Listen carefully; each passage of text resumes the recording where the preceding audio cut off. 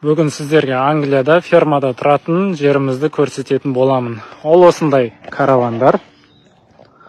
Бұл караванға біз аптасына 74 фунт төлейміз адам басына. Ол теңгемен есептегенде 52-53 мың теңге. Қазір ішіне кіріп көрсетемін.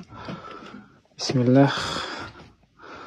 Бұл караван негізі 6 адамға арналған, бірақ біз 3 адам тұрамыз. Осы жерде зал, мына жерде тамақ ішетін жер, мына жер тамақ істейтін жер, 2 холодильник бар, тефаль. Осындай бүкіл жағдай жасалған. Мына жерде газ, мынаның асты да істейді негізі. И осы жерде, мына жерде туалет, душ. Ал мына жерде спальнялар.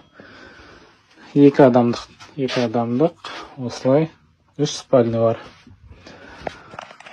Достар, видео ұнаған болса лайк басып, маған тіркелуді ұмытпаңыздар, өйткені менде басқа да пайдалы ақпараттар бар.